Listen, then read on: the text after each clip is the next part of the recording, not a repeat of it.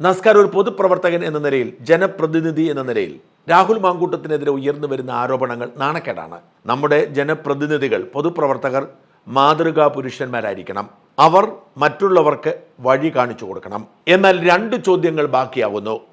എത്ര പൊതുപ്രവർത്തകരുണ്ട് വൃത്തിയായ സംശുദ്ധമായ ജീവിതം നയിക്കുന്നവർ? സോഷ്യൽ മീഡിയയുടെ ഈ കാലത്ത് കുറച്ചുപേരുടെയൊക്കെ വിശദാംശങ്ങൾ പുറത്തു വരുന്നു.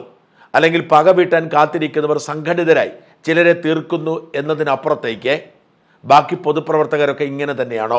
CPM-മായി ബന്ധപ്പെട്ട എത്രയോ നേതാക്കൾക്കെതിരെ ഇത്തരം ആരോപണങ്ങൾ ഉയർന്നു വരുന്നു.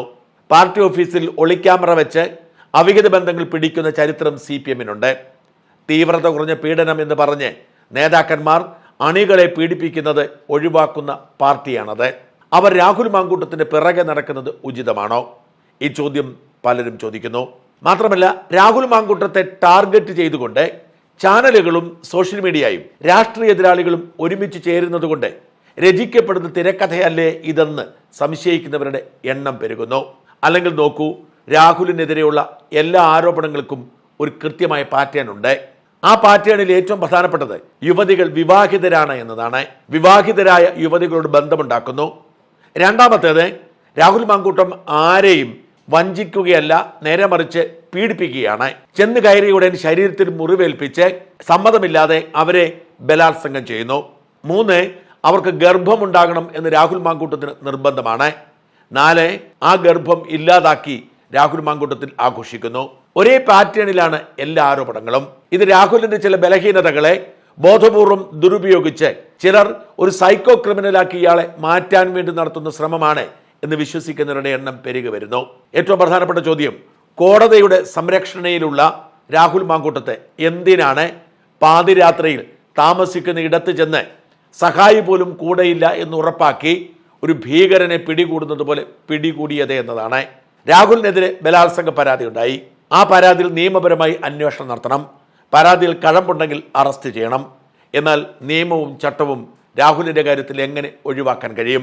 രാഹുലിന്റെ അഭിഭാഷകൻ ശാസ്തമംഗലം അജിത് കുമാർ ചോദിച്ചത് പ്രസക്തമായ ചോദ്യമല്ലേ?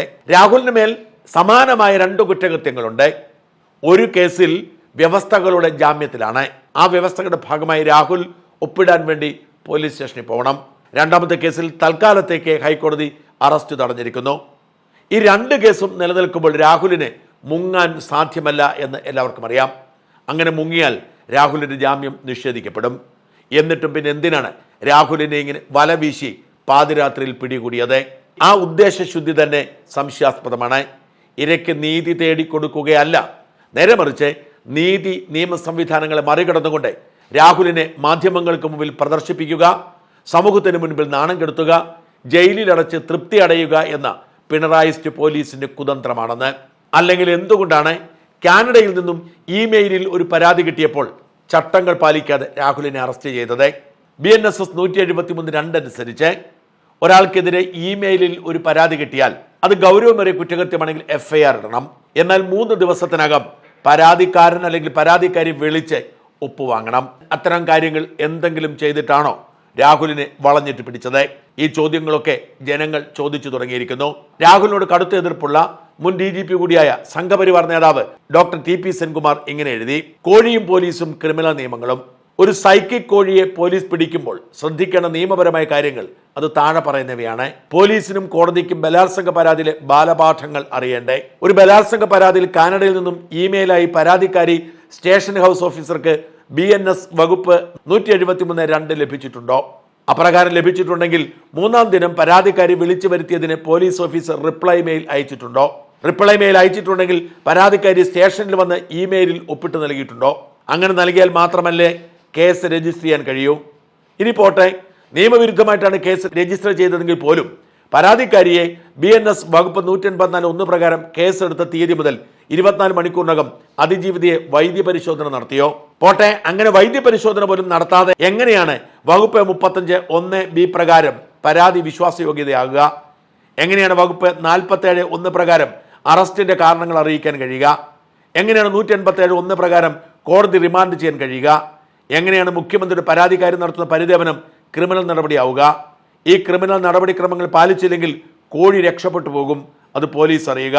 മുൻ DGP കൂടിയ TP ശ്രീകുമാർ പറയുന്നത് അടിമുടി ചട്ടലംഘനം, നിയമലംഘനം നടത്തിയാണ് രാഹുൽ മാങ്കൂട്ടത്തെ അറസ്റ്റ് ചെയ്തതെന്നാണ്. അങ്ങനെ അടിമുടി ചട്ടലംഘനം നടത്തി, നിയമലംഘനം നടത്തി എങ്ങനെ രാഹുൽ മാങ്കൂട്ടത്തെ ജയിലിലടച്ച് മുമ്പോട്ട് കൊണ്ടുപോകാൻ കഴിയും? മാത്രമല്ല, ഈ പരാതിയുടെ വിശദാംശങ്ങളിലേക്ക് കടക്കുമ്പോൾ നമ്മൾ മനസ്സിലാക്കുന്നത് ബലാത്സംഗത്തിന് വേണ്ട ഒരു ഇൻഗ്രീഡിയൻസും അതിൽ ഇല്ല എന്നതാണ്.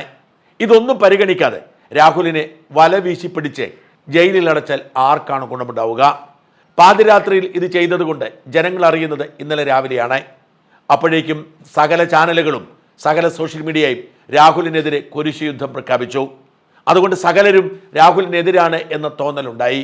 എന്നാൽ പിന്നീട് പരാതിയുടെ വിശദാംശങ്ങൾ പുറത്തു വന്നപ്പോൾ രാഹുലിനെ ബോധപൂർവം കുരുക്കിയതാണ് എന്ന തോന്നൽ ശക്തമായി. രാഹുൽ ചെയ്ത കുറ്റത്തിന് ശിക്ഷ അനുഭവിക്കട്ടെ. പൊതുപ്രവർത്തകൻ എന്ന നിലയിൽ ചെയ്യരുതാത്തത് തന്നെയാണ് ചെയ്തതെന്ന് പറയുമ്പോഴും രാഹുലിനെ കെണിവെച്ച് ബോധപൂർവം വലയിലാക്കി വധശിക്ഷ വിധിക്കുന്നത് ഉചിതമാണോ? യൂത്ത് കോൺഗ്രസ് ജില്ലാ സെക്രട്ടറിയായ ആകാശ് താഴേശ്ശേരിയിൽ ഇങ്ങനെ എഴുതുന്നു: ഒരു വിവാഹിതയായ സ്ത്രീ തന്റെ പുരുഷ സുഹൃത്ത് പീഡിപ്പിച്ചുവെന്ന് മെയിൽ അയച്ചാൽ പോലീസ് അർദ്ധരാത്രിയിൽ ഒരു ഹോട്ടലിൽ കയറി MLA അറസ്റ്റ് ചെയ്യുമോ? അതാണ് ഇന്ന് കേരളം കണ്ടത്.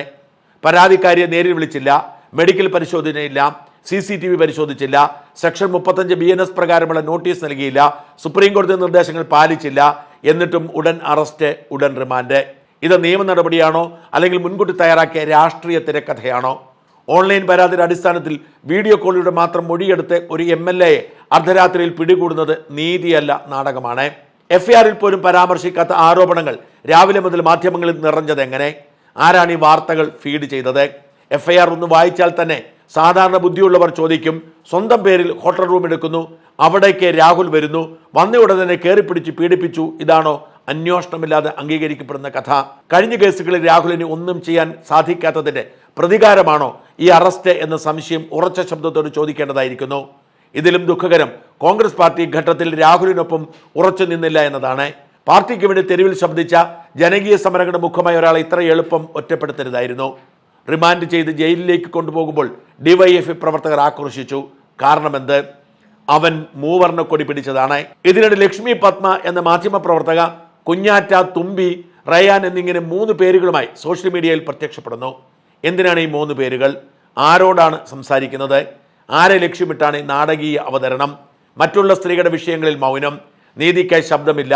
പക്ഷേ രാഹുലിന്റെ കാര്യത്തിൽ മാത്രം അമിതോത്സാഹം. ഇത് സ്ത്രീപക്ഷ നിലപാടാണോ? അല്ല, ഇത് വ്യക്തിവിരോധം തന്നെയാണ്. അതെന്താണെന്ന് കാലം തെളിയിക്കും.